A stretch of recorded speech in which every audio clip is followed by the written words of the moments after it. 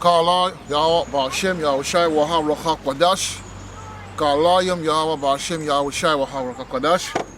Salutations à tous les frères, à tous les Akiam, à tous les Aquafiam qui prêchent cet évangile.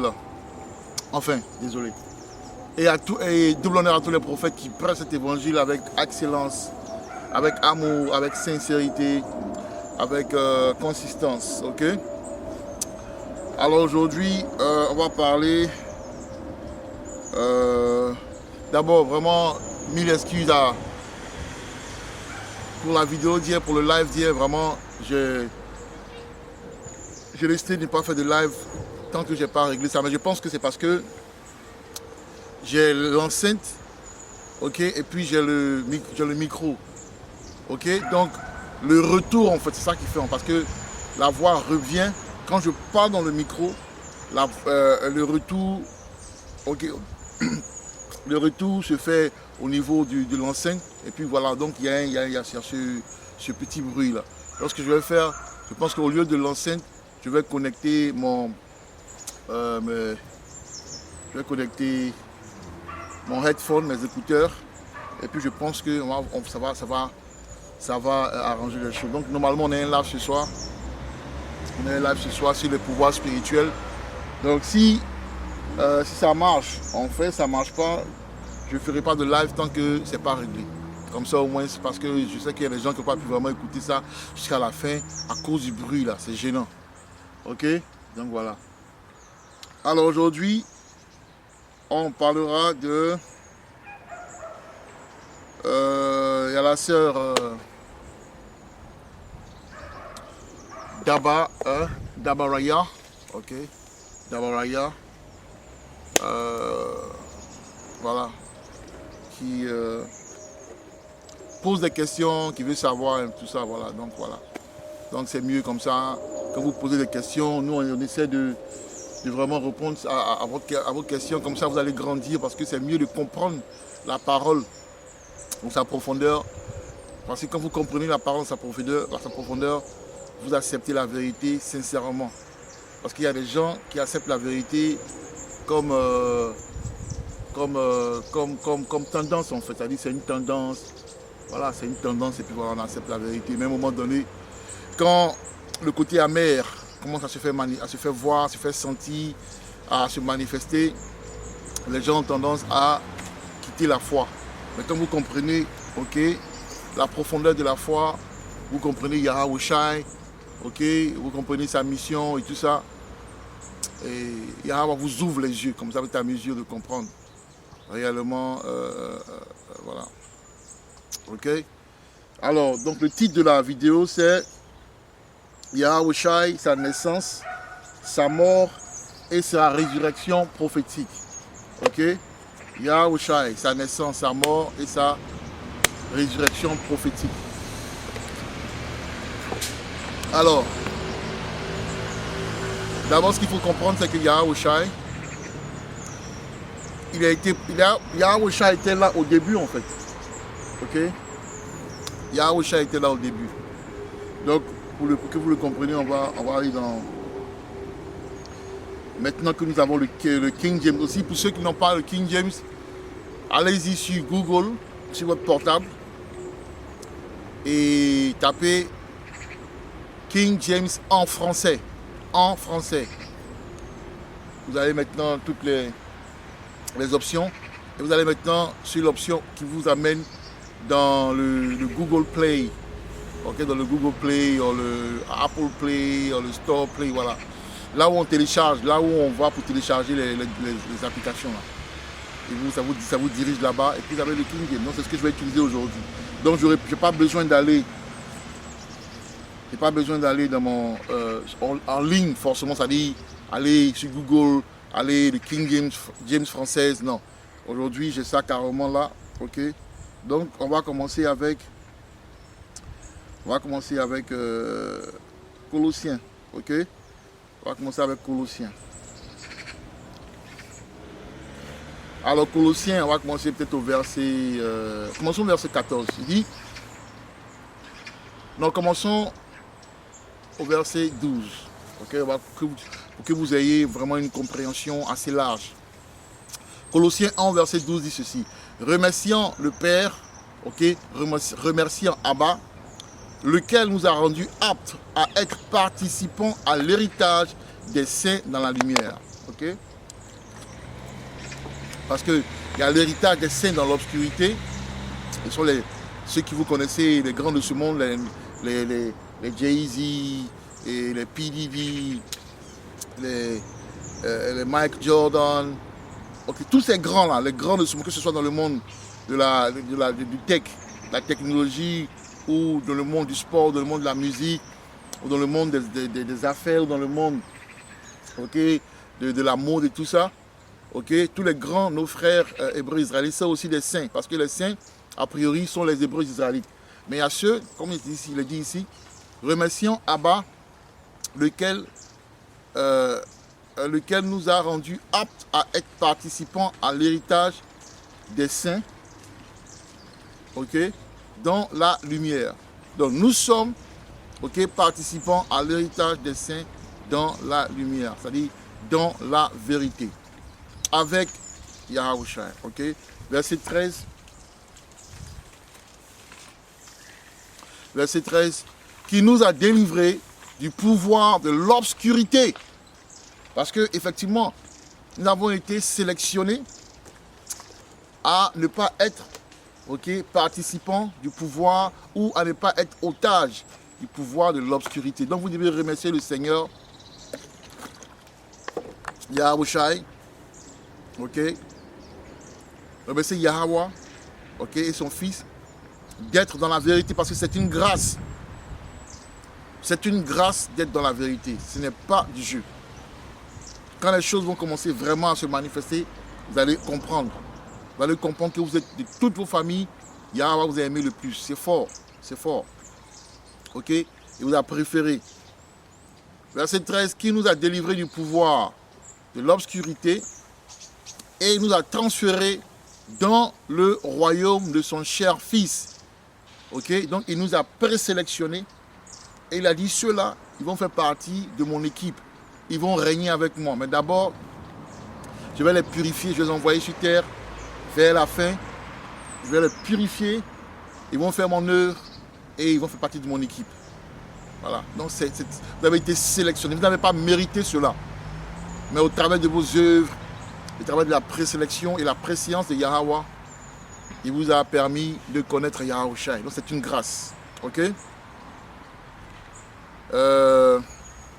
Verset 15. Qui est l'image du Dieu invisible? Donc, qui est le Dieu invisible? C'est Yahweh. Yahweh est un homme spirituel. Comme j'ai dit, il y a plusieurs corps spirituels. Il y a plusieurs corps, pardon. Il y a le corps charnel dans lequel nous sommes. Il y a le corps glorieux qui est spirituel. C'est-à-dire que, parce qu'ils sont invisibles à cette dimension-là, mais ils sont réels. Mais seulement, comme ils sont d'une autre dimension, ils sont invisibles à cette dimension.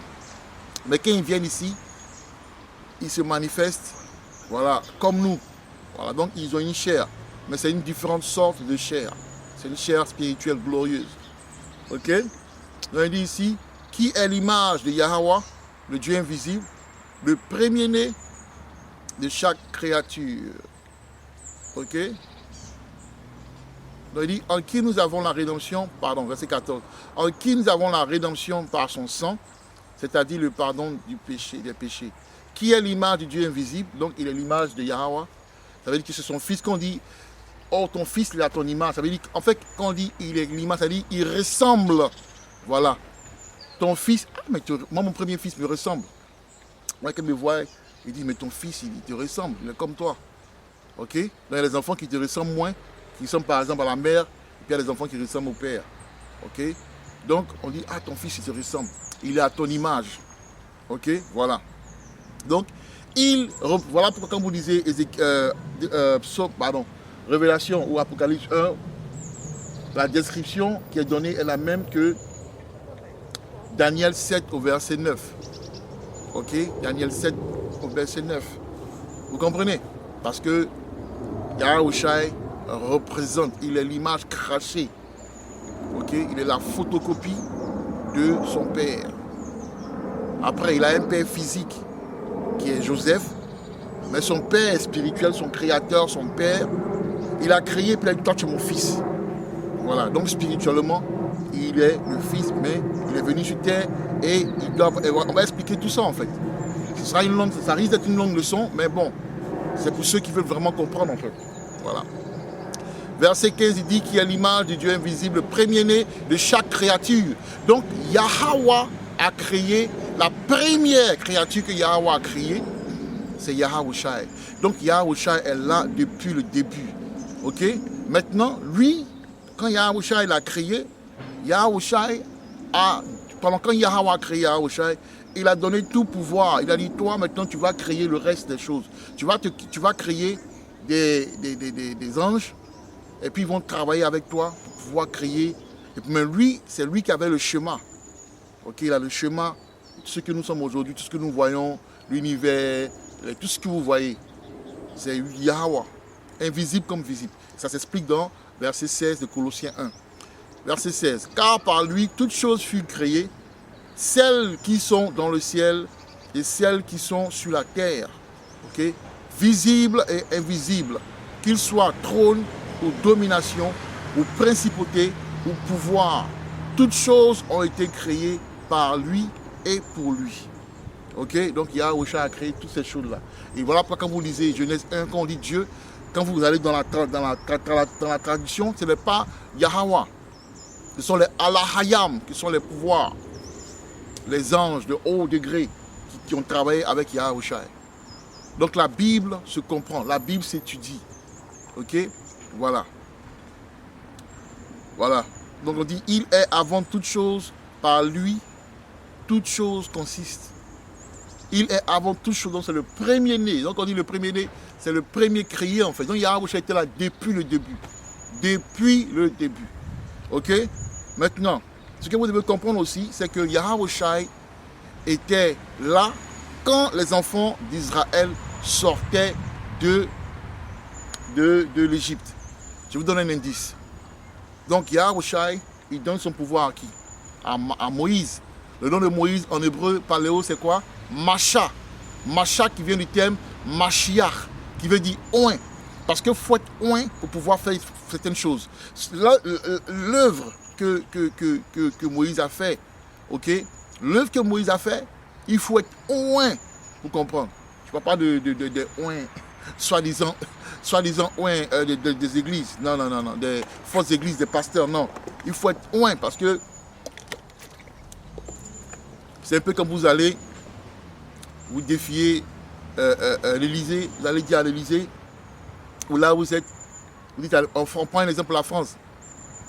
Alors vous dites aux gens de l'Élysée, y compris Macron, vous leur dites, écoutez, libérez les Noirs et les Hispaniques de la France parce qu'ils sont les enfants d'Israël. Si vous ne les libérez pas, je vous donne quelques jours, vous ne les libérez pas, vous allez comprendre.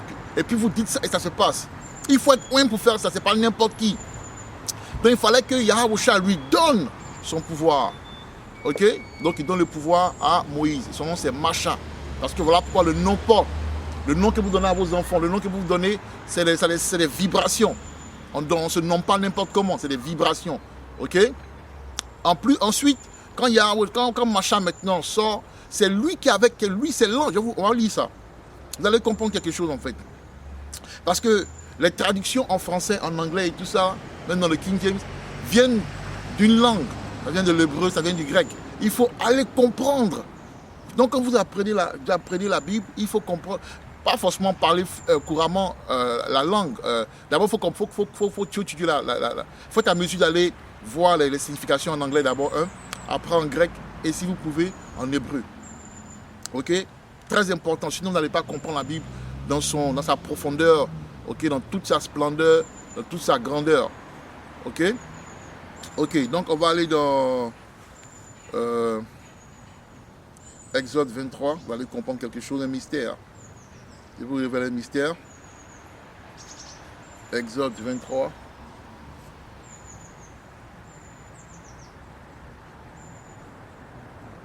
Exode 23.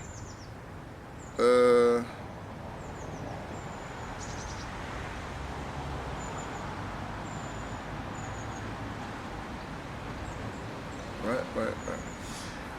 Ça dit bon. Exode 23, au verset 20, ok? Vous avez remarqué, quand vous lisez la partie, je parle du King James, parce que c'est le King James qui va vous apporter, vraiment la compréhension des choses. Évitez les autres versions, ok? Il dit, Exode 23, verset 20, il dit,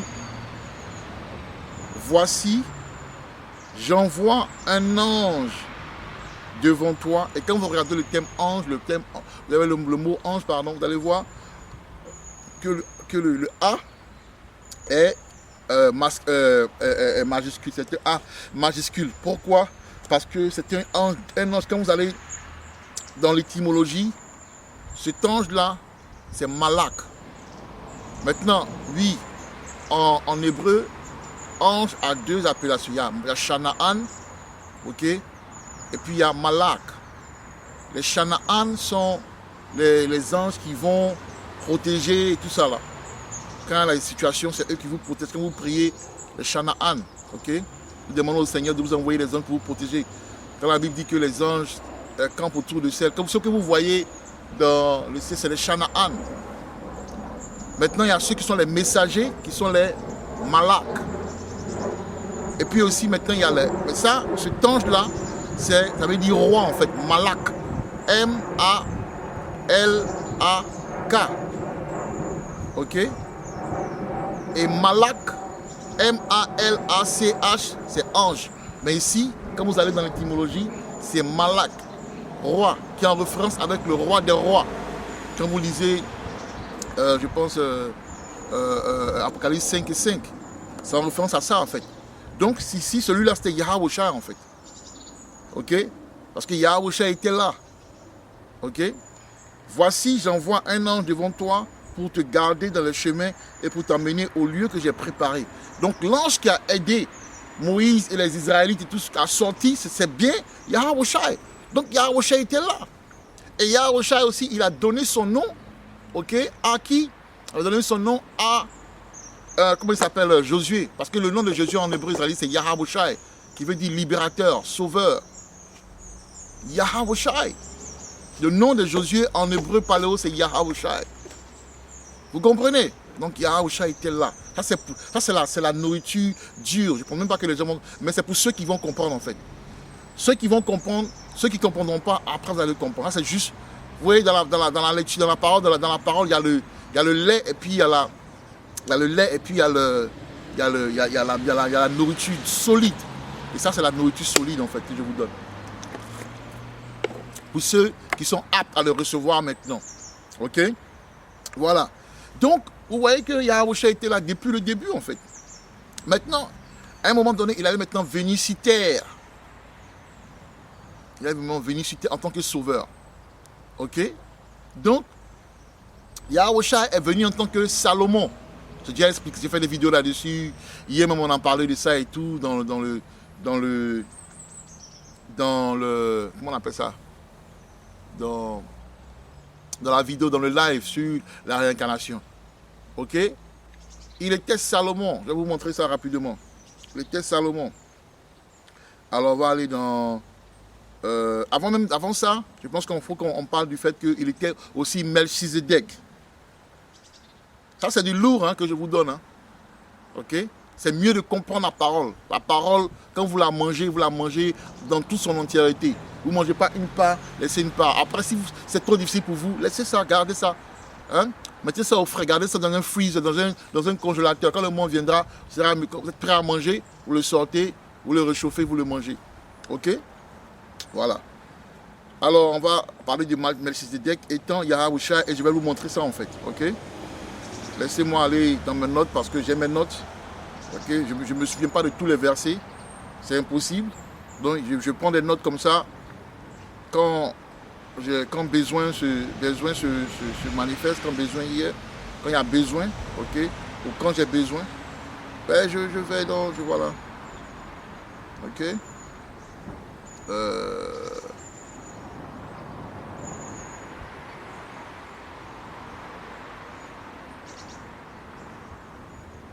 Donnez-moi un instant, on va trouver ça, ok. Alors, on va lire d'abord Hébreux 7, 7 versets 5, 8, 11, 12 d'abord, ok? Voilà, Hébreux. Ouais, on lit Hébreux.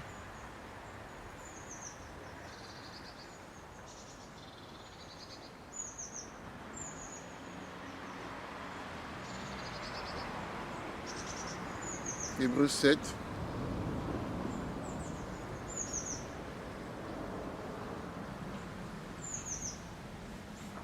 Hébreux 7, au verset 5, il dit « Et en vérité, ceux qui sont les fils de Lévi, qui reçoivent la charge de la prêtrise, ont un commandement de prélever la dîme sur le peuple selon la loi, c'est-à-dire sur leurs frères, bien qu'ils soient sortis des reins d'Abraham. » Ok.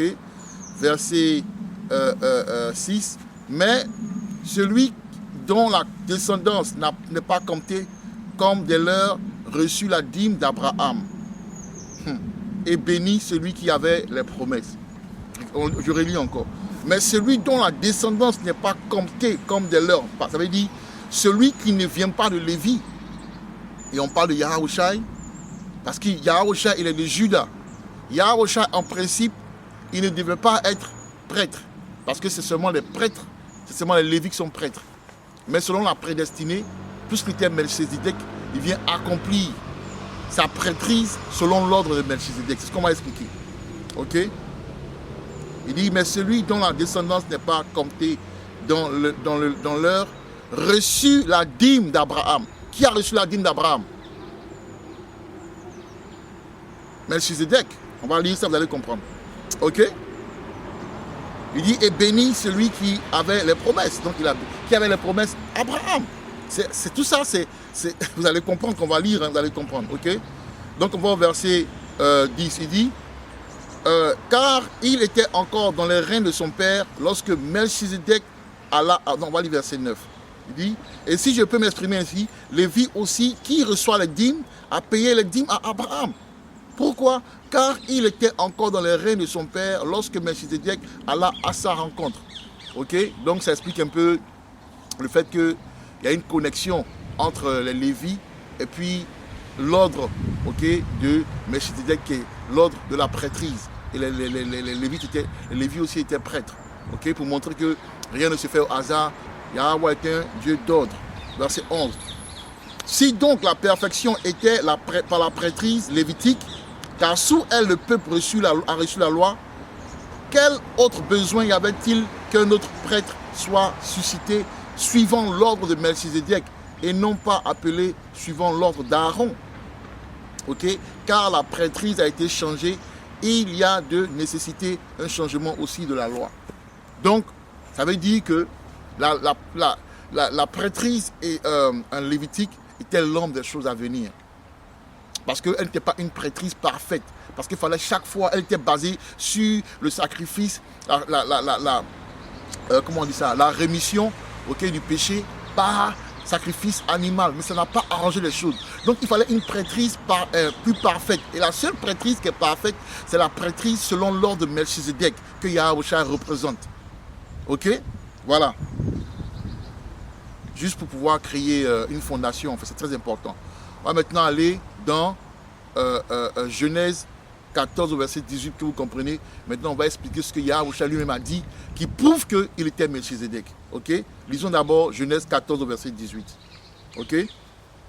Genèse 14. Genèse 14. 14 au verset 18. Ok? Il dit, et Melchizedek, roi de Shalem, ok, fit apporter du pain et du vin, et il était le prêtre du Très-Haut. Ok? Et il bénit et dit, béni soit Abraham par le Dieu Très-Haut, par Yahweh, possesseur du ciel et de la terre. Et béni soit le Dieu Très-Haut qui a livré tes mains, tes ennemis entre tes mains. Et il lui donna la dîme de tout. Donc Abraham a donné la dîme à ce prêtre-là. Ok, qui était le prêtre, qui était un prêtre lévitique, un prêtre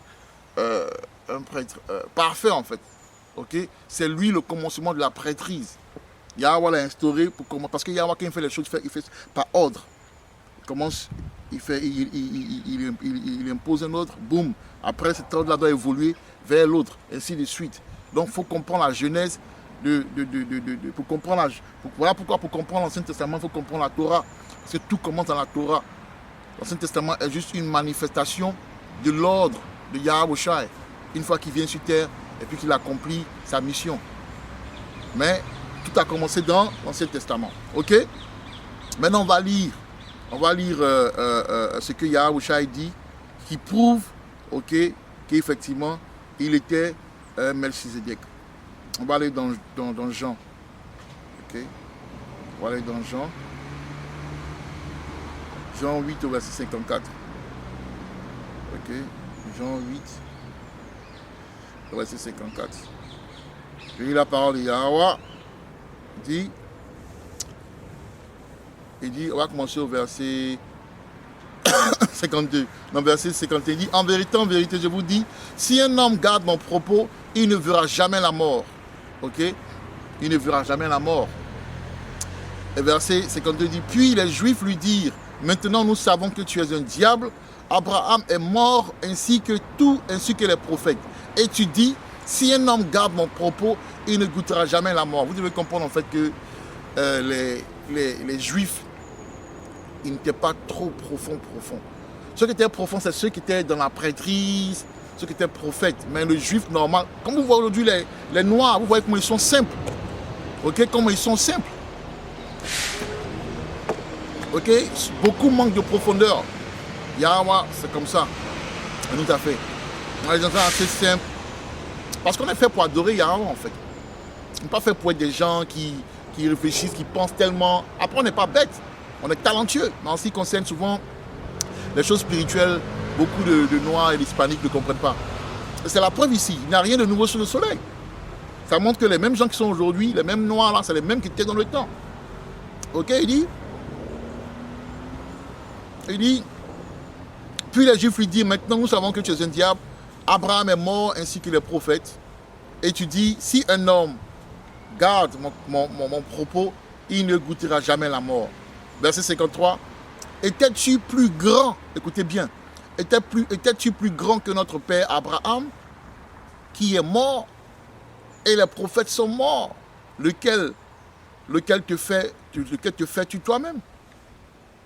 Verset 54, il répond, Yahweh répondit, si je m'honore moi-même, mon honneur n'est rien. C'est mon Père qui m'honore, lui dont vous dites qu'il est votre Dieu. Cependant, vous ne l'avez pas connu, mais je le connais. Et si je disais que je ne le connais pas, que je ne le connais pas, je serais un menteur semblable à vous. Mais je le connais et je garde son propos. Verset 56. Votre père Abraham s'est réjoui de voir mon jour. Il a vu et en a été content. Et les gens lui disent, dans leur simplicité, ils disent, alors les Juifs lui disent, tu n'as pas encore 50 ans et tu as vu Abraham. Ok? Et il dit, verset 58, et Yahweh leur dit, en vérité, je vous dis, avant qu'Abraham fût, je suis. Mais regardez ce qui s'est passé, c'est verset 59. Alors il prit des pierres pour les jeter contre lui, mais Yahweh se cacha et sortit du temple, alla au milieu d'eux et ainsi passa à côté. Vous comprenez? Donc, c'est pour ça qu'il y a des choses qu'on explique, les gens ne nous considèrent pas, ils disent, oh, ces gens ça sont fous en fait. Parce qu'ils n'ont pas la profondeur, ce n'est pas donné à tout le monde. Donc vous comprenez ici que voilà une preuve. Il dit, avant qu'Abraham fût, ok, il a dit en plus que Abraham, votre père, a été content de me voir. Ça explique. Voilà pourquoi on dit, il est dans Hébreu, on dit, il est le roi selon la prêtrise de Melchizedek. Ok? Attends, je vais voir si on peut voir ça rapidement avant que je continue. On va aller dans Hébreu encore. Hébreu 7.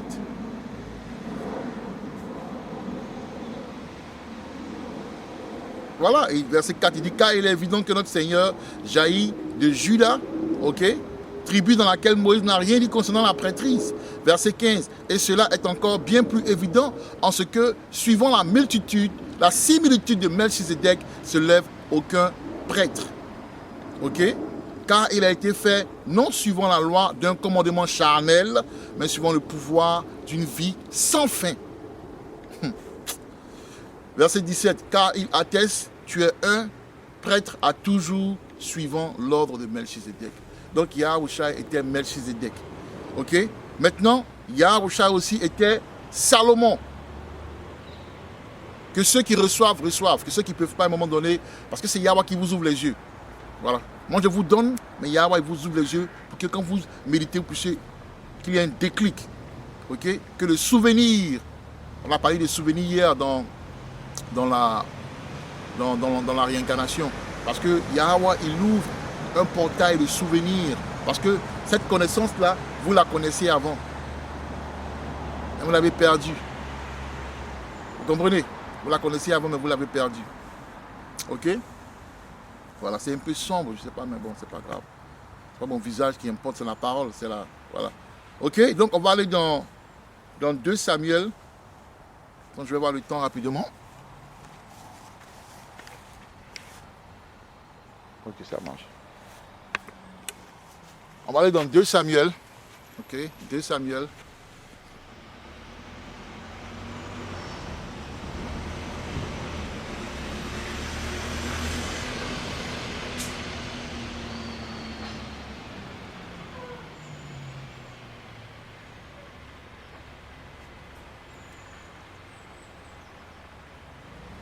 Samuel 7,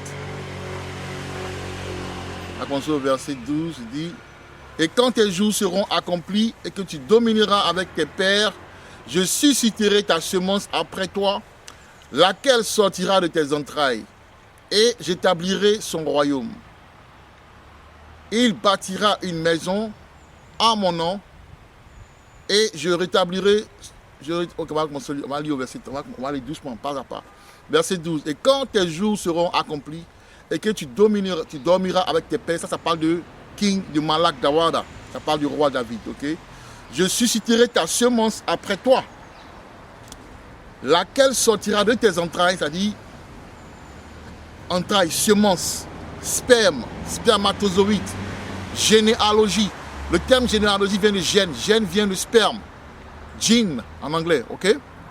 Il dit: je susciterai ta semence après toi, laquelle sortira de tes entrailles, et j'établirai son royaume.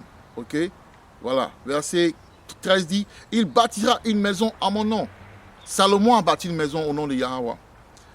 Et j'établirai le trône de son royaume pour toujours. Ok? Donc, il ne s'est pas assis sur son trône pour toujours. Salomon ne s'est pas assis sur son trône pour toujours. Salomon a eu un règne de 40 ans. Ok, écoute ça très bien dit maintenant. Verset 13 dit, verset 14 il dit: je serai son père et il sera mon fils. Je serai son père et il sera mon fils. Qui parle maintenant? C'est Yahweh. Qui est le fils de Yahweh? Yahushai. Ok? Yahushai. Ok? Il dit: s'il commet l'iniquité, je le châtierai avec le bâton des hommes. C'est-à-dire qu'il sera puni par les hommes. Et avec les plaies des enfants des hommes. Salomon a péché, mais Salomon n'a pas été frappé. Quand vous lisez 1 roi 11, vous lisez l'histoire de Salomon. Salomon est allé avec il avait tellement de femmes qu'à un moment donné, ces femmes étrangères, il y a les femmes israélites et les concubines. Les concubines sont les femmes étrangères. Ok? Les concubines, ce n'est pas une femme que tu n'as pas soi-disant mariée selon la loi romaine, non. Les concubines, ce sont les femmes étrangères, les femmes non israélites. Et là, il en avait tellement que parmi elles, il y en avait qui étaient des prêtrises d'autres dieux. Et au soir de sa vie, il allait adorer cette Dieu-là. Ah, c'est l'idolâtrie, le péché le plus grave. Et Yahweh a dit, il dit ici: je serai son père et il sera mon fils. Et s'il commet l'iniquité, je le châtierai avec le bâton des hommes, avec des plaies des enfants des hommes. Mais Salomon avec une vie paisible. Il était dit même dans 1 roi 11 que c'est après sa mort que Yahweh allait commencer à frapper. Mais il fallait qu'il paye parce que nous devons payer pour nos péchés. Quand vous lisez Exode 20 au verset 5, ça explique ça. Et maintenant vous lisez aussi Deutéronome 24 au verset 16, ça explique cela. Donc, il devait payer pour ses iniquités. Ok? Donc il dit ici, je serai son père, il sera mon fils. Ça montre un peu déjà. Premier, deuxième indice. Ok? Yahweh, Yahweh venu en tant que roi Salomon. Parce que Yahweh, c'est le prince de paix. Et le nom Salomon, c'est Shalom. Shalomah, qui veut dire paix. Homme de paix, paix. Parce que quand Salomon a régné, c'était la paix. C'était la paix en Israël. C'était même la paix dans le monde parce qu'il était très intelligent, très sage. Il était l'homme le plus sage de la terre. Ok? Donc, comme il a payé ses péchés, il est venu en tant que Yahweh. Ok? Il est venu en tant que Yahweh. Et puis, Yahweh a payé pour les péchés d'Israël, mais pour ses propres péchés. Parce qu'il est dit ici, s'il commet l'iniquité, c'est qu'il a fait, je le châtierai avec le bâton des hommes et avec les plaies des enfants des hommes. La crucifixion, c'est ça en fait. Ok? Donc voilà, il est venu en tant que Salomon aussi. Ok? Donc maintenant, parlons un peu des prophéties. Ok? Sur deux prophéties. Il y en a beaucoup. On va prendre deux prophéties sur Yahweh qui prouvent que Yahweh a été prophétisé dans la Torah. Sa venue, ok, a été prophétisé. Sa venue, ok, ça veut dire que sa venue en tant que sauveur. Parce qu'il est venu comme roi Salomon, mais il est venu aussi en tant que sauveur. Sa venue en tant que sauveur a été prophétisée. On va commencer, on va aller dans Actes, pardon, dans Actes, on va aller dans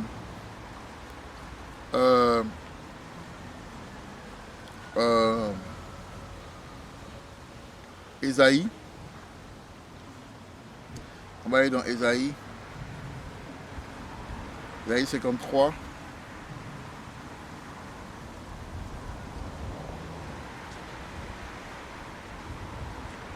On va aller dans Ésaïe 53. On va commencer au verset 1. Qui a cru à notre publication et à qui le bras du Seigneur a été à qui le bras du Seigneur a-t-il été révélé? Non, il y a des gens qui ne savent même pas. Il y a des gens qui disent que Yahweh n'est pas dans l'Ancien Testament. Vous comprenez? Les gens qui disent que Yahweh n'est pas dans l'Ancien Testament, que Yahweh ne compte pas. Que c'est David qui compte. Alors que à David a été donné aussi une révélation sur Yahweh. On va lire ça aussi. Donc, on va commencer au verset 2. Il dit, car il grandira devant lui comme un rejeton, comme une racine sortant d'une terre desséchée. Il n'y a ni forme, ni apparence. Quand nous le regarderons, il n'y a ni beauté qui fasse que nous le désirions. Il n'a pas dit que Yahweh n'était pas bel homme. Il a simplement dit qu'il n'était pas grand. Il n'était pas riche. Il n'était pas influent. Ok? Dans la société, il n'était pas influent, il n'était pas riche. C'était un homme normal, mais qui était spécial. Okay? Parce qu'à 12 ans, souvenez-vous bien que Yahweh, ses parents l'ont cherché pendant 3 jours. Il était avec les pharisiens, il était en train de parler des choses du royaume avec les pharisiens. Un enfant, imaginez-vous votre fils à 12 ans qui va quelque part, vous allez quelque part, et puis il se retrouve à parler avec les grands pendant 3 jours, tellement qu'il est intelligent, les gens l'écoutent. Ils se disent, mais c'est qui celui-là? Pendant 3 jours. Ça veut dire que c'était un gars spécial. Donc il était connu comme un gars spécial, mais n'avait pas les moyens. Il y a des gens que vous voyez, ils sont spéciaux, mais ils n'ont pas les moyens. C'est ça en fait, parce que c'est leur portion. Ok, donc Yahweh, qu'elle est venue en tant que Yahweh, c'était sa portion. Ok, donc il n'était pas connu. Enfin, il n'était pas. Il était connu, mais il n'était pas influent. Il était influent, mais il n'avait pas. Hein? Voilà, il n'avait pas la puissance monétaire, on va dire. Okay, voilà. Verset 3. Il est méprisé et rejeté des hommes, un homme de douleur, et sachant ce que c'est que la souffrance, ou sachant ce qu'est la souffrance, et nous avons comme caché nos visages devant lui.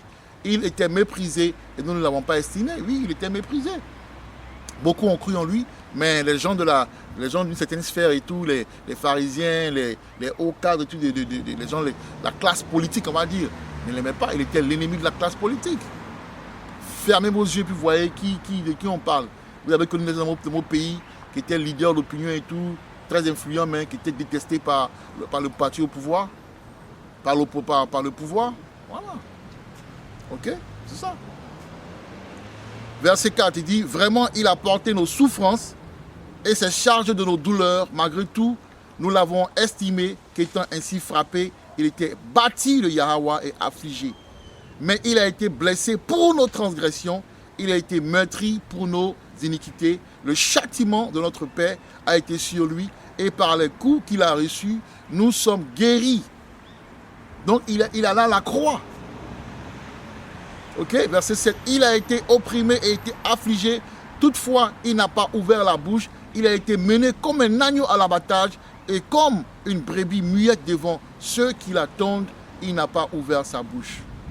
Il a été pris hors de prison et de jugement et qui le déclara de sa génération car il a été retranché de la terre des vivants, car il a été frappé pour la transgression de mon peuple.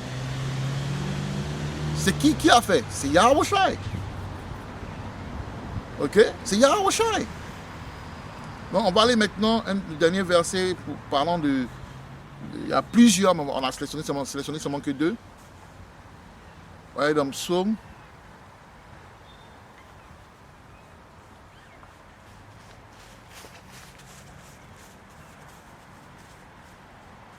On va aller dans le psaume.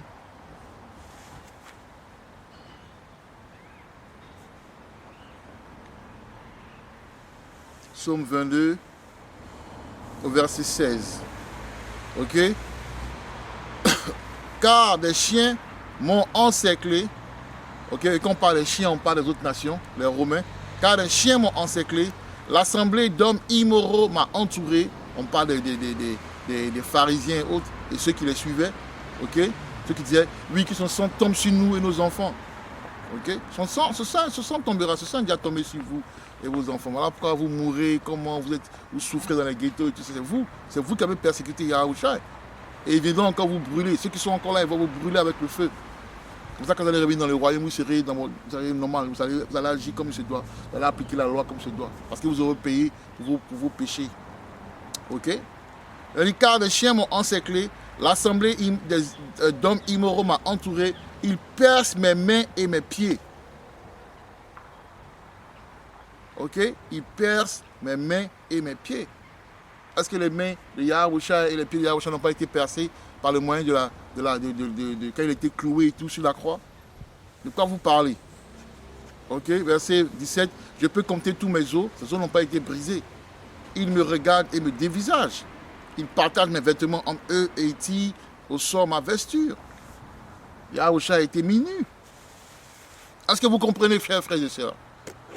Donc, il y a une prophétie, il y a eu une multitude de prophéties sur Yahushua dans la Bible. On n'a seulement parlé que de 2. Maintenant, on va aller dans Matthieu 1. Il y a aussi Ésaïe 7 au verset 14. Il y a aussi Deutéronome 18 au verset 18 ou 17 au verset 17. Ok? On va pas lire Deutéronome, on va lire par exemple Ésaïe. Ésaïe 7. Verset 14. Ok? C'est pourquoi le Seigneur lui-même vous donnera un signe. Voici une vierge concevra. Et quand on parle de vierge, vous devez comprendre dans la Bible, dans l'Ancien Testament, dans l'hébreu, vierge c'est une femme en âge de mariage. Une femme en âge de mariage. Ok? Ce n'est pas dit forcément qu'elle est vierge. Ok? Voilà pourquoi en anglais, la vierge qui a la même cliché, c'est damsel, D-A-M-S-E-L, et la femme en âge de mariage, c'est virgin. Donc, vierge ne veut pas dire qu'elle est pucelle. Et on va expliquer ça. Ok? C'est pourquoi le Seigneur lui-même vous donnera un signe. Voici, une vierge concevra et elle enfantera un fils et il sera et appellera son nom Emmanuel. Ok? Et Emmanuel ne veut pas dire Yahweh parmi nous. Emmanuel veut dire puissance. Veut dire Allahayam. Ayman Wala. Ok? Puissance. Ok? Puissant. Ok?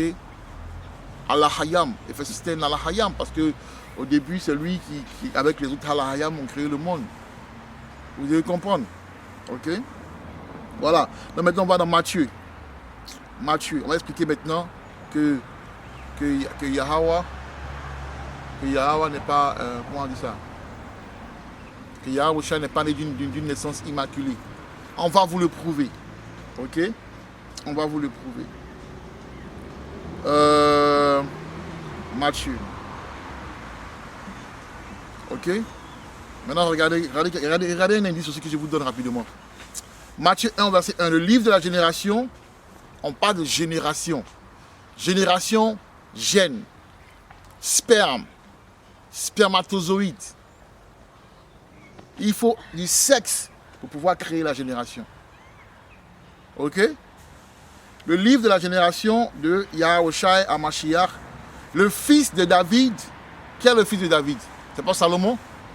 Exactement. Ok? C'était Salomon. Mais aussi Yahushua. Parce qu'il est celui dont... Avant d'aller dans Matthieu, il faut qu'on parle de... On aille dans... Désolé. Ok, donc on va lire Matthieu 1 puis on va repartir dans le psaume. Donc, le livre de la génération de Yahushua HaMashiach, le fils de David, le fils d'Abraham.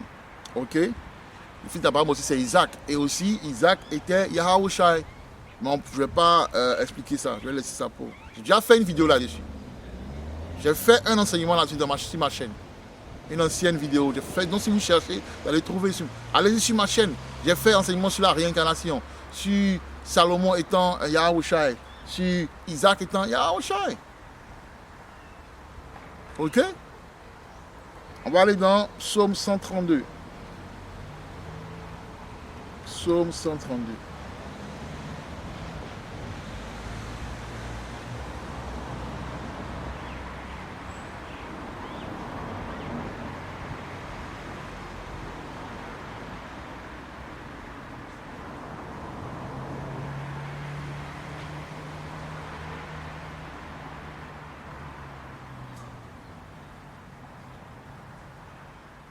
Désolé. Hein.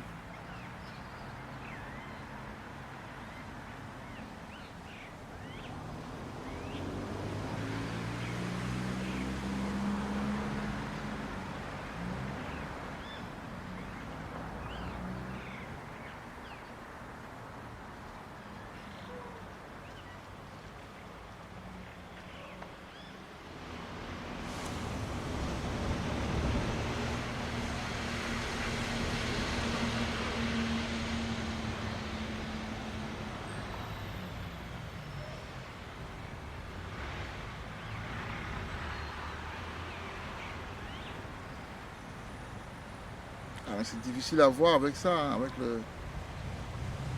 Attention, c'est... Ah ok, ouais, 132.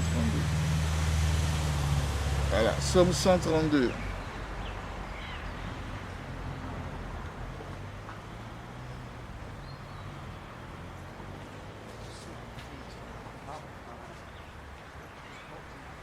Voilà, il dit, 132 verset 10. Il dit, à cause de David, à cause de Dawada, ton serviteur ne détourne pas la face de ton oint. Verset 11. Le Seigneur a juré en vérité à David, il ne s'en détournera pas. Du fruit de ton corps mettrai-je sur ton trône. Ok? Du fruit de ton corps mettrai-je sur ton trône. Ok? Et quand vous allez dans la Bible, qui est le roi? Qui est le roi des rois dans l'Apocalypse? À la fin du film, qui est le roi des rois? Qui va régner à jamais? C'est Yahushua. C'est Yahushua. Ok? Voilà. Donc tout ça, il y a une prophétie qui a été faite en fait. C'est une... Yahweh a juré, il a prêté serment. Parce que David, il aimait beaucoup Yahweh, il s'est beaucoup battu, il a combattu les ennemis de Yahweh, les autres peuples et tout ça. C'est un guerrier. Donc, Yahweh lui a dit, de toi, ce sera que des rois. De toi, ce sera que des rois. Et en plus, le roi qui va régner sur terre à jamais, le roi des rois, ce sera ce sera ta descendance. Donc, tu vois que on ne peut pas parler de... On ne peut pas parler de... Comment on appelle ça? On ne peut pas parler de naissance immaculée. Parce que maintenant, on va aller maintenant dans Matthieu 1, vous allez comprendre. Parce qu'ici, il s'agit de sperme. Étudier l'étymologie des mots.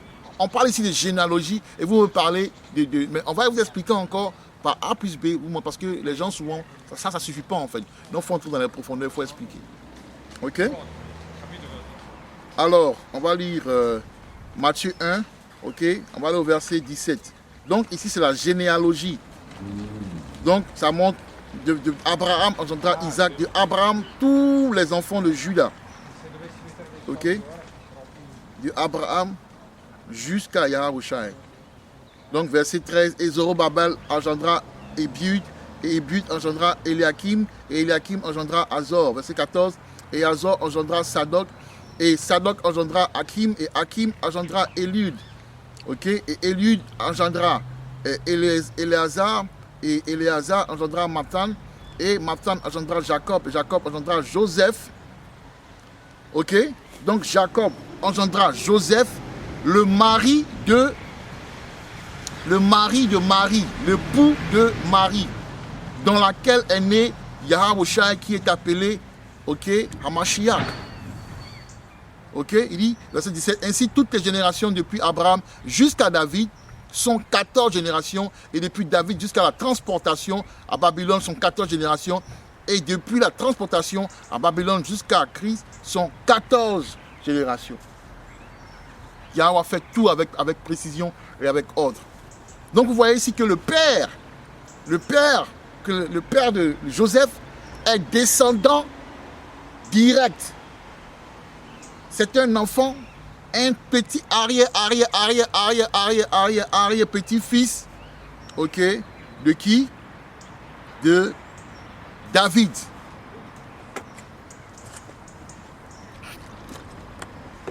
D'où l'accomplissement de Psaume 132 au verset 12 qui dit que de toi sortira un Hamashiach. Ok? On continue. Alors maintenant, on va commencer à expliquer la naissance de Yahushua. Il dit, or la naissance de Yahushua Hamashiach arriva de cette manière. Comme sa mère Marie était fiancée à Joseph, pour ceux qui ne savent pas, être fiancé, c'est ta femme en fait. Parce que le terme fiancé en anglais c'est espouse, qui veut dire épouse. Ici dans la société romaine et tout ça, elle est fiancée. On ne couche pas avec elle. Pourtant les gens couchent, hein, mais bon, voilà. Officieusement ils couchent, mais officiellement on dit « Ah, c'est ma fiancée, on attend de se marier avant les trucs. » Non, ta fiancée c'est ton épouse. Ok, tu peux coucher avec ta fiancée parce qu'elle est à toi déjà. Elle t'a été promise. Elle est ta femme. Il y a plusieurs étapes dans le mariage. Ok. Verset 19. Alors Joseph, son mari. Donc si tu es le mari d'une personne, tu peux coucher avec la personne, quel est le problème? Il dit, avec Joseph, son mari, était un homme juste. C'est-à-dire un homme qui a la crainte de Yahweh. Et ne voulant pas faire d'elle un exemple public, étant enclin à la renvoyer discrètement. Qu'est-ce qui s'est passé? Ne soyez pas choqués. Je vous explique ce qui est en fait. Ce que ça veut dire, c'est que dans la tradition hébreu-israélite, on met le drap blanc quand le jour de la consommation du mariage. Parce que le sexe, sans le sexe, il n'y a pas mariage. Donc, on met le drap blanc pour prouver à la belle famille, à la famille du monsieur, que notre fille est digne d'être mariée parce qu'elle est vierge. Dans le temps, les femmes devaient être vierges, se garder pucelles vierges jusqu'au mariage. Jusqu'au jour où elles sont pénétrées par leur mari. Ce sang-là est recueilli dans un drap blanc et on le monte en dansant pour dire notre fille est digne et tout ça. C'est comme maintenant un garant. On dit voilà le sang. Hein. Donc ne venez pas dire demain que la femme, elle était bonne. Donc lui, pour ne pas l'indigner, parce qu'il avait déjà couché avec Marie en fait. Marie était déjà enceinte, il accouche parce que c'était sa femme. Mais il n'avait pas, il n'était pas encore, il a couché il a couché avec elle avant la cérémonie. Où les parents se retrouvent et tout ça. C'est tout. Il n'a rien fait de mal, puisque c'est ce que l'on va lui dire. Verset 20, il dit, mais tandis qu'il pensait à ces choses, voici l'ange du Seigneur lui apparut. Ok? Donc ça va dire, ce sera Malak, ce ne sera pas Shanaan, ce sera Malak. Dit donc l'ange du Seigneur lui apparut dans un rêve disant, Joseph, toi, fils de David. Donc voilà, toi, fils de David. Ça veut dire que toi, descendant direct de David. Ok? Tu viens de la gêne, tu viens du sperme de David. Il dit, toi, fils de David, ne crains pas de prendre auprès de toi parmi ta femme, car c'est ce qui est conçu.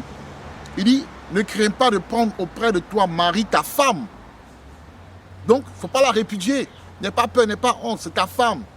Pourquoi vous êtes déjà fiancé, tu attends quoi? Tranquillement, parce que les anges ne le plaisantent pas. Tu as dit non, il n'a pas péché.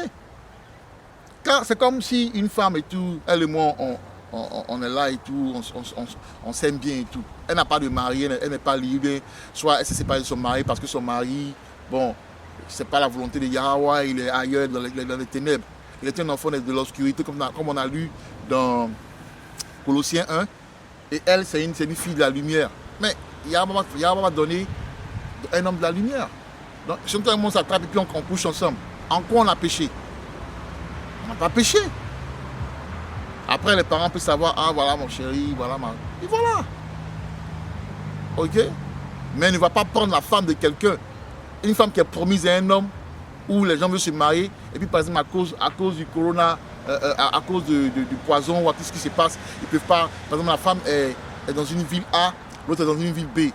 Et maintenant, toi tu es là, tu convoites la femme, et tu lui dis, oh non, de toute façon il est ailleurs et tout ça. Maintenant, la femme maintenant ne dit même pas au monsieur qu'elle est avec un mec. Ça, c'est de la bêtise, ça, ce n'est pas la crainte de Yahweh. Il faut que la femme ait quitté son mari. Il y a une séparation, c'est clair, et tout ça qui ne peut pas être ensemble, parce que le jour et la nuit, ça ne cohabite pas. Les ténèbres et la lumière, ça ne cohabite pas. À un moment donné, la séparation. Maintenant, après, tu veux, et puis pour les hommes de Yahweh, quand vous rencontrez une femme, enseignez-la d'abord. Prenez votre temps, enseignez-la, et puis maintenant après le reste. Ok? Voilà. Donc il dit, car ce qui est conçu en elle est de l'Esprit Saint. Donc voilà ce que les versets, voilà ce que les chrétiens prennent pour nous emmerder, pour nous parler de cette naissance immaculée. On va vous prouver que ça n'a pas de sens. Parce que vous ne comprenez pas ce terme qu'il dit, car ce qui est conçu, ça veut dire Yahweh, l'enfant qui est conçu, en elle est de l'Esprit Saint. On va lire maintenant un autre verset. Vous allez me dire, vous allez répondre à une question en fait. Pour ceux qui croient que la naissance immaculée de Yahweh, ça a du sens. Allons-y dans Luc 1, verset 15. Ok, Luc 1, verset 15 dit ceci. Il dit, verset 12. Et lorsque Zacharie le vit, il fut troublé. Donc verset 11, il dit, et un ange du Seigneur lui apparut, ok, se tenant debout à droite de l'autel de l'encens. Et lorsque Zacharie le vit, il fut troublé, et la peur tomba sur lui. Mais l'ange lui dit, n'aie pas peur, Zacharie, car ta prière a été entendue. Et ta femme Élisabeth enfantera un fils, et tu appelleras son nom Jean, Jean le Baptiste. Jean le Baptiste, c'est le cousin de Yahweh. Il est né 6 mois avant Yahweh. Ok? Verset 14. Et tu en auras joie et exultation, et beaucoup se réjouiront à sa naissance. Verset 15. Car il sera grand à la vue du Seigneur, et ne boira ni vin ni boisson forte. Il va garder, c'est le vœu de Nazareth, le vœu nazaréen, ok? Et où il ne coupe pas les cheveux et tout ça. Et il sera rempli de l'Esprit Saint dès même l'utérus de sa mère. C'est la même situation. Ça veut dire qu'ils ont été oints dans le sein de leur mère. Au moins, c'était déjà oint parce qu'ils sont venus pour un travail. Jean-Baptiste est venu pour ouvrir la porte, frayer le chemin à Yahweh. Il prêchait la repentance. Et Yahweh représentait la repentance. Voilà pourquoi c'est Jean-Baptiste qui l'a baptisé. C'était symbolique. C'était une passation de mission. Donc Yahweh est né du Saint-Esprit, tout comme Jean-Baptiste est né du Saint-Esprit. Ça veut dire que Élisabeth a fait l'amour avec un ange. Un ange n'a pas de sperme. Un ange ne peut pas coucher avec une femme. C'est une abomination. Donc ça veut dire que comment un homme va coucher avec la femme de quelqu'un? Puisqu'il est dit ici que Marie était l'épouse de Jean. Parlons de Joseph. Comment un ange va coucher avec l'épouse de quelqu'un? Un ange qui est un serviteur de Yahweh, comment va-t-il commettre l'adultère? Réfléchissons. Ça, c'est un. Maintenant, de deux, je vais vous prouver quelque chose en fait. Parce que Yahweh Shai, il est né selon la loi. Yahweh Shai est né selon la loi. Ça, beaucoup l'ignorent. On va le lire maintenant. On va aller dans Galates. Et ça, après ça, si vous ne comprenez pas, c'est que vous n'êtes pas fait pour comprendre ça. Galates 4, verset 4. Ok? Galates 4. Au verset 4, dit ceci. On va commencer au verset 1. Or, je dis que l'héritier, durant tout le temps qu'il est un enfant, ne diffère en rien d'un serviteur, bien qu'il soit seigneur de tout. Ok? Mais, il est sous des tuteurs, ok, et des gouverneurs, jusqu'au moment déterminé par le Père. Oui, certainement, nous, lorsque nous étions enfants, nous étions asservis aux éléments, ok, du monde. Mais lorsque la plénitude de l'époque fut venue, Yahweh envoya son fils, fait d'une femme, fait sous la loi. Ok? Fait d'une femme, fait sous la loi. Ok? Donc Yahweh a été créé sous la loi. Maintenant, qu'est-ce que ça veut dire quand on dit que un enfant a été créé sous la loi? Vous allez comprendre ça. Ok, on va aller dans Lévitique. On va aller dans Lévitique.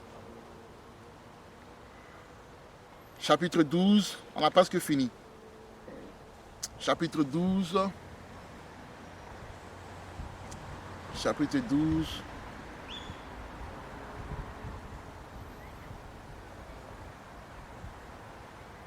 Chapitre 12. On commence au verset 1. Et le Seigneur parla à Moïse disant, parle aux enfants d'Israël disant, si une femme, après avoir conçu sémence et enfanté un enfant mâle, elle sera alors souillée, ok, 7 jours, comme au jour de la séparation de son indisposition, elle sera souillée, ok. Et le 8e jour, la chair du prépuce de celui-ci sera incirconcis. Et elle demeurera alors dans le sang de sa purification 33 jours, et elle ne touchera aucune chose sanctifiée, et n'ira pas au sanctuaire jusqu'à ce que les jours de purification soient accomplis. Ok? Maintenant, allons-y, je pense dans Luc 2. Vous allez comprendre la parole. Vous allez comprendre la parole. Luc 2.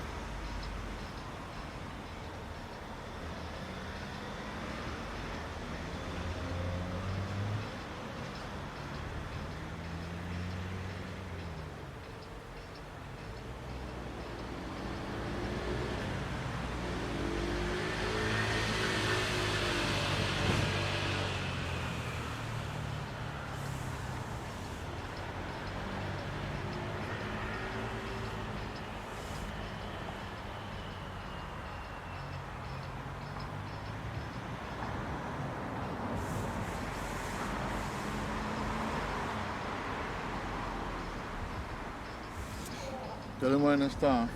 Faut que je trouve ça.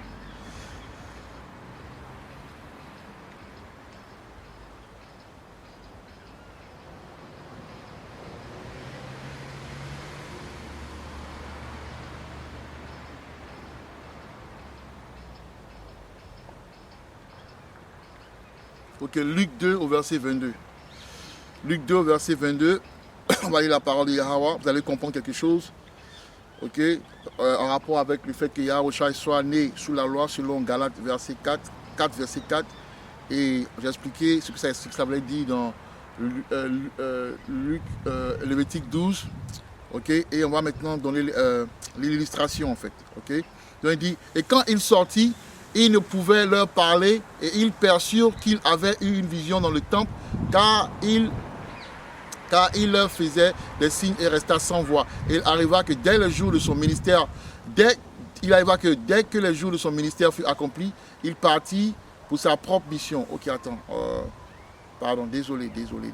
On parle de, je lisais Luc 1 au verset 22 au lieu de Luc 2 au verset 22. On va lire maintenant Luc 2 au verset 22. Il dit, et quand les jours de la purification, selon la loi de Moïse furent accomplis, ils l'emmenèrent à Jérusalem pour le présenter au Seigneur. Comme il est écrit dans la loi du Seigneur, tout mâle qui ouvre l'utérus sera appelé saint au Seigneur. Ok? Donc verset 22, et quand les jours de la purification de Marie, donc Marie n'était pas pure quand elle est née.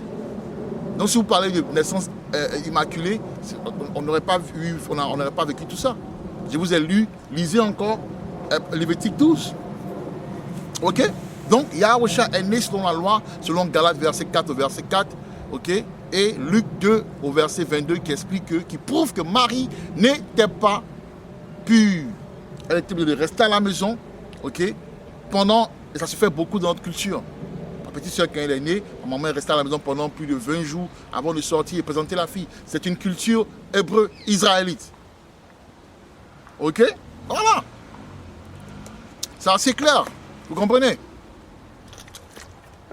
Donc voilà, chers frères, pour vous prouver en fait que Yahusha est né comme nous autres. Ok? Et on va aller pour vous le prouver encore. On va aller dans Sagesse de Salomon. Ok? Sagesse de Salomon. Pour le prouver, on va aller dans Sagesse de Salomon.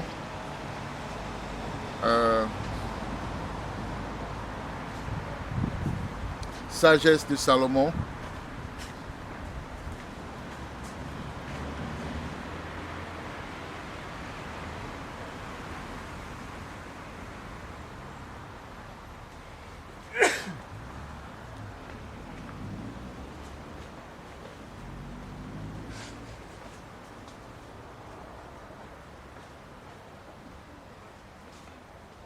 Verset 7 dit ceci. Je suis moi aussi un homme mortel, égal à tout descendant du premier qui fut modelé de terre. Devant le ventre d'une mère, j'ai été sculpté en chair durant 10 mois, ayant pris consistance dans le sang à partir d'une sémence d'homme et du plaisir qui accompagne le sommeil. Votre femme quand vous couchez avec elle, voilà. Moi aussi, dès ma naissance, j'ai aspiré l'air qui nous est commun et je suis tombé sur la terre où l'on souffre pareillement comme pour tous. Mon premier cri fut des pleurs. Donc voilà ce qui prouve aussi que les enfants ils naissent, quand ils viennent, ils pleurent parce que c'est la souffrance en fait ici. C'est ici que nous vivons notre jugement. Okay? Vous pouvez le comprendre dans Ecclésiaste 3 verset 16. Okay? Sagesse de Salomon 7 au verset 4. J'ai été élevé dans les langues au milieu des soucis. Aucun roi, écoutez bien, aucun roi n'a débuté autrement dans l'existence. Pour tous, il n'y a qu'une façon d'entrer dans la vie comme d'en sortir. Ok? Pour tous, il n'y a qu'une façon d'entrer dans la vie. Sexe, grossesse, naissance, bébé. Pour d'en sortir, mort. Vous quittez votre corps, vous allez vers Yahweh. Tous les rois, Yahweh aussi était un roi. Ok? Donc voilà. Voilà. Donc, chers frères et sœurs, c'était ça. Ok, pour vous montrer qu'effectivement, la naissance immaculée, là, c'est du n'importe quoi. C'est une invention ou bien un plagiat de sciences occultes égyptiennes antiques. Ok? Un plagiat aussi de Nimrod et toutes ces choses-là. Voilà. De Isis, de Isis, de Horus et tous ces trucs-là. Voilà, ça vient du mythe en fait, ça émane du mythe, c'est de la mythologie. Ok. Maintenant, la résurrection de Yahusha, on ira dans Actes 1, au verset 8, il dit, et verset 9, il dit, et quand ils eurent dit ces choses, Tandis qu'il regardait, il fut élevé et un nuage le reçut hors de la vue, hors de leur vue. On a expliqué que le nuage, ce sont les chars de l'Éternel, les ovnis. Ok? Voilà. Et tandis qu'il regardait fermement vers le ciel, pendant qu'il montait, voici deux hommes se tenaient près d'eux en tenue blanche. Donc dans le véhicule, il y avait deux anges. Ok? Voilà. Vous comprenez? On va dans... donc il est parti par des ovnis et revient avec un ovni. Ok? Voilà. Il est allé dans un ovni, il est monté et il revient aussi. On lit maintenant Apocalypse, verset 1 au verset 7 dit, voici, il vient avec les nuages, ok? Et tout œil le verra, ceux aussi qui l'ont percé et toutes les parentés de la terre se lamenteront à cause de lui. Oui, certainement, aman, aman, aman. Et pour ceux qui en doutent, on va lire un verset qui explique ça, qui illustre ça très bien avec brio. On va lire Isaac. Il dit Isaac, Ésaïe 66. Ok. On va lire Ésaïe 66.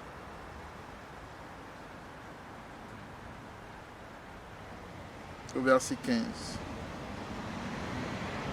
Et il dit, car voici, le Seigneur, c'est Yahweh ici, viendra avec le feu et avec ses chariots comme un tourbillon pour rendre ses courroux avec fureur et sa réprimande avec des flammes de feu.